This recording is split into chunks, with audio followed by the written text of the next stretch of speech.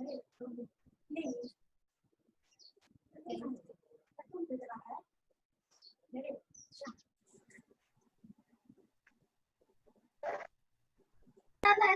सही।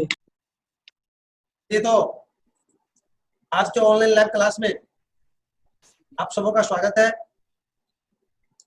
जैसा कि आप लोग को मालूम ही है कि हमने पिछले क्लास में 10th ज्योग्राफी की इकाई 2 का जो पॉइंट पढ़ा रहे थे वो लास्ट पॉइंट पढ़ाए थे हम, कृषि का राष्ट्रीय अर्थव्यवस्था, रोजगार और उत्पादन में योगदान। जी यही पढ़ाए थे हम। और आज हम पढ़ाएंगे कृषि की निम्न उत्पादकता के कारण। चलिए इसको पहले लिख लीजिए आप लोग।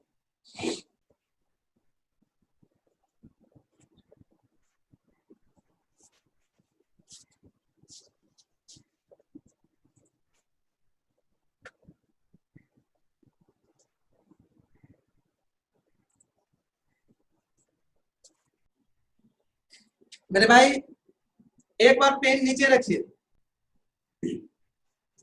पहले समझिए कृषि की निम्न उत्पादकता के कारण। कृषि की निम्न उत्पादकता का क्या मतलब हुआ, पहले इसको जानिए। कृषि की निम्न उत्पादकता का मतलब हुआ कि खेत की जो उत्पादन क्षमता है वो कम रहना, अर्थात प्रति एकड़ प्रति कट्ठा जो है उत्पादन दर जब कम रहता है तो उसी को कहते हैं निम्न उत्पादकता।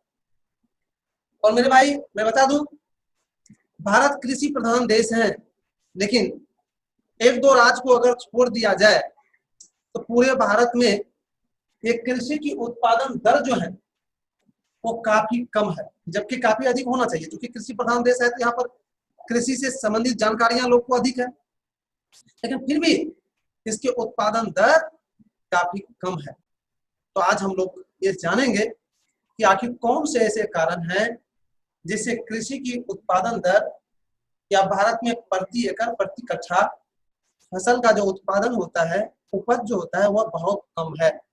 जी ये जानेंगे। मैं पॉइंट पर जाने से पहले एक दो कारण पर चर्चा करते हैं। मेरे भाई सबसे यहाँ पर प्रमुख कारण है सिंचाई। जी हाँ, सिंचाई का जो यहाँ पर व्यवस्था है वह बिल्कुल ही लचर पचर है। आज भी अधिकांश किसान वर्षा पर निर्भर करते हैं अपनी खेती के लिए। अगर वर्षा समय पर नहीं हुई तो उसके फसल बर्बाद हो जाते हैं। इतना ही नहीं, आज भी हर एक खेत को बोरिंग या नहर या अन्य साधन से पानी मिलना मुश्किल है। तो इन सब कारणों से हम कह सकते हैं कि सिंचाई एक प्रमुख कारण है जो उत्पादन की दर को निम्न बनाए हुए है। और मेरे भाई दूसरा सबसे प्रमुख कारण है यहाँ पर उत्तम बीज और उत्तम खाद पर्याप्त मात्रा में नहीं मिलना। मेरे भाई यहाँ पर घटिया बीज और घटिया खाद मिलता है, अच्छे खाद और अच्छे बीज यहाँ पर नहीं मिल पाते हैं, मिलते भी तो बहुत महंगे होते हैं। और तीसरा कारण हम दे सकते हैं कि यहाँ पर खेत का आकार छोटा है, जिसके कारण से कृषि जो यंत्र है उससे खेती करना संभव नहीं हो पाता है, फसल लगाना संभव नहीं हो पाता है। तो इस तरह से अनेकों कारण हैं जो हमारे यहाँ क्या कहिए भारत में कृषि के उत्पादन दर को कम किए हुए हैं। उन्हीं में से जो प्रमुख होगा उसको आज हम लिखाएंगे आपको। चलिए अब समझ गए होंगे कि कृषि की निम्न उत्पादकता के क्या कारण है। चलिए अब इसको आप लोग नोट कीजिए। एक नंबर में सिंचाई की अच्छी सुविधा नहीं होना। दो नंबर में खेतों का आकार छोटा होना। तीन नंबर में कृषि योग्य भूमि का निम्नीकरण होना। चार नंबर में मानसूनी वर्षा की अनियमितता।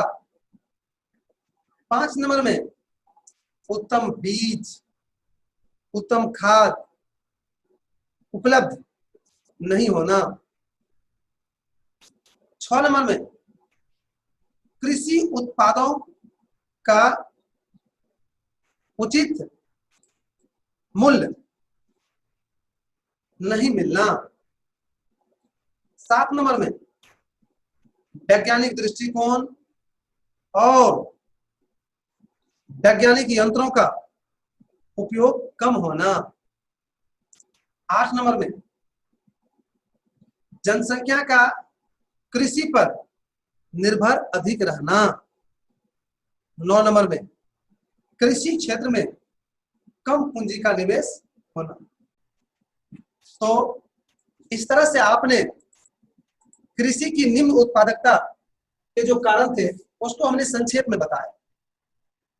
इसका डिटेल नहीं करना है, लेकिन 1 मिनट टाइम लेंगे, हम सब पर डिटेल जरूर बोलेंगे जरूर। तो एक बार ध्यान से सुन लीजिए।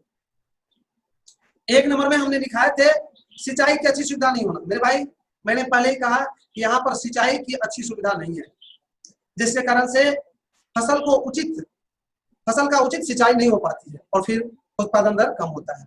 दूसरा है खेतों का आकार छोटा होना। हाँ मेरे भाई, यहाँ पर खेत का आकार छोटा है, जिसके कारण कृषि यंत्र से या बड़े बड़े कृषि यंत्र जो है उसका उपयोग उसमें नहीं हो पाता है और फिर उत्पादन दर कम होना स्वाभाविक हो जाता है।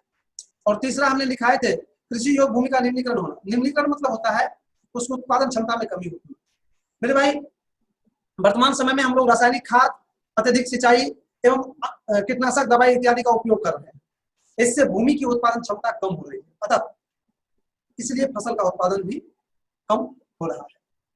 और 5वां है उत्तम खाद उत्तम बीज उपलब्ध नहीं होना। बिल्कुल सच है कि उत्पादन दर कब बढ़ेगा, उत्पादन कब अधिक होगा, जब वहां पर उचित मात्रा में उचित बीज और उचित खाद का उपयोग होगा।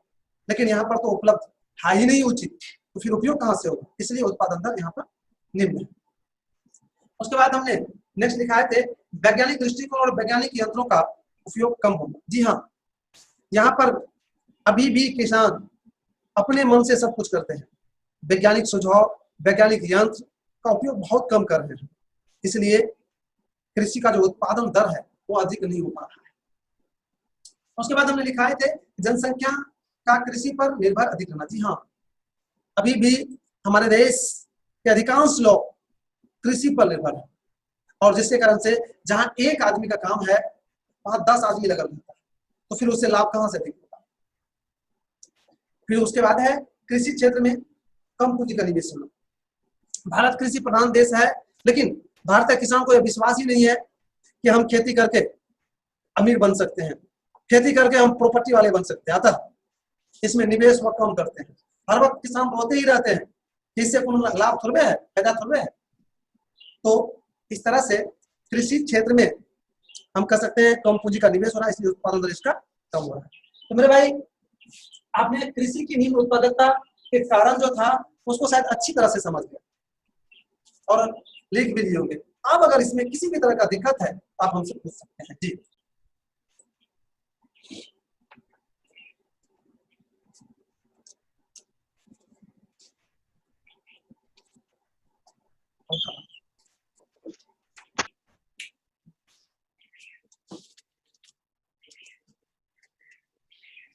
जी, चलिए, तो अच्छी बात है कि किसी को भी किसी भी तरह की दिक्कत नहीं है, अतः हम आगे बढ़ेंगे। और अगला पॉइंट है आपका खाद्य सुरक्षा। जी लिख लीजिए, खाद्य सुरक्षा।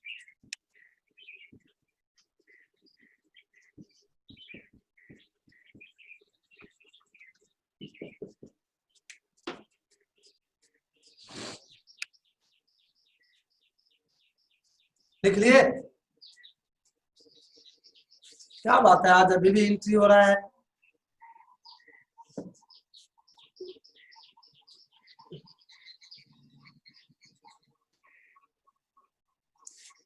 मेरे भाई एक बार पेन नीचे रखिए और सुनिए खाद्य सुरक्षा क्या है।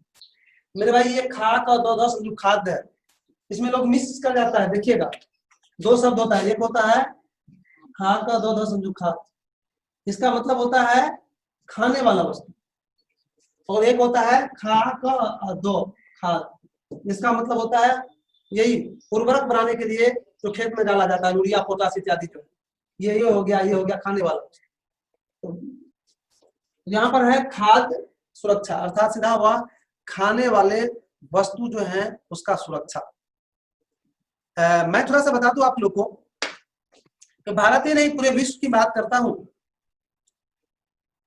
आपको 1950 के आसपास आप देखिएगा तो दुनिया के कई देशों में अन्न की कमी हुई थी, और बराबर उससे पहले भी होते आ रहा था, लेकिन 1950 के आसपास अन्न की कमी का समस्या काफी विकराल थी। और मैं बता दूं भूखमरी की समस्या उपस्थित होती थी, जिससे हजारों लाखों लोगों की जान चली जाती थी। किसके कारण से? अन्न के कारण से, खाना के कारण से।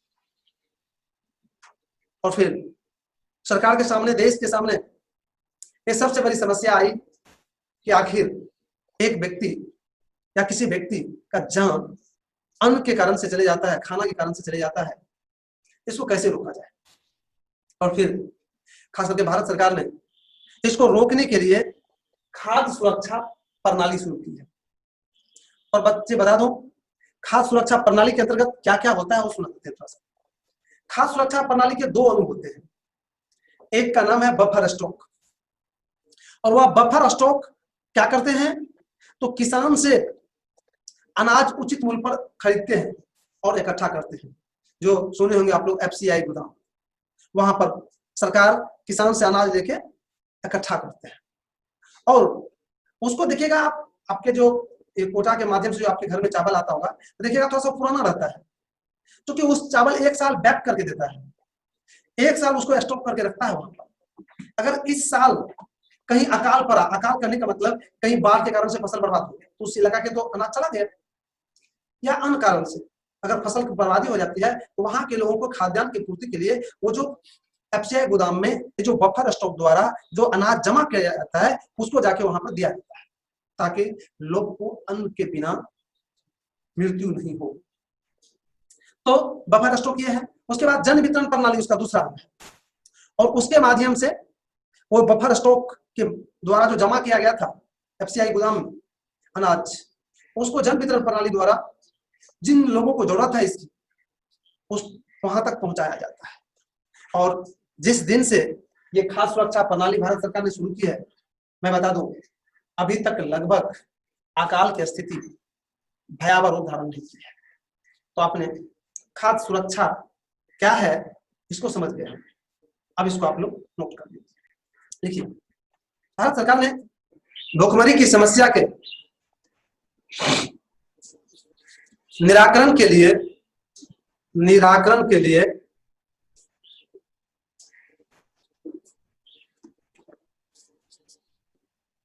खाद्य सुरक्षा प्रणाली बनाई है। खाद्य सुरक्षा प्रणाली बनाई है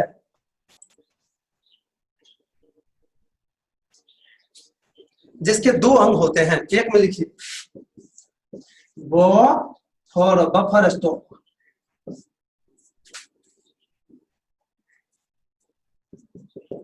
और दूसरा लिखिए जन वितरण प्रणाली।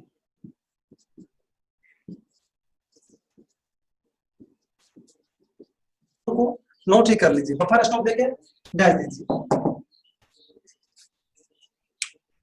लिखिए इसके द्वारा किसान से उचित मूल्य पर अनाज खरीदकर जमा किया जाता है। अब जन वितरण प्रणाली देखे जाएगी।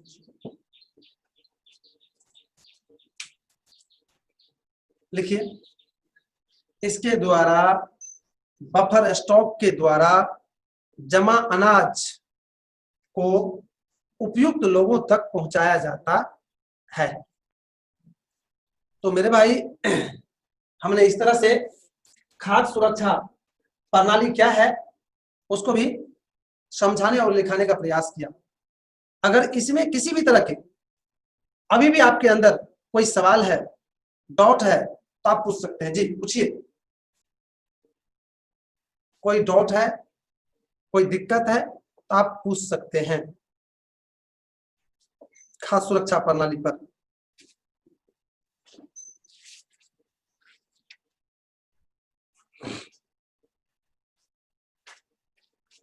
आज तो बड़ी मेरे लिए शुभ दिन है जी कि आप लोग को किसी भी तरह का कोई समस्या नहीं है। चलिए तो हम अगले पॉइंट की ओर बढ़ते हैं।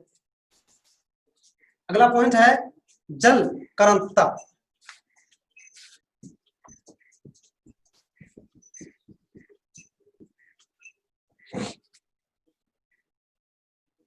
मेरे भाई आज हम इस पॉइंट पर नहीं तो कुछ बोल सकते हैं और नहीं लिखा सकते हैं, क्योंकि आपका समय इशारा कर रहा है कि आप आगे नहीं बढ़ सकते हैं।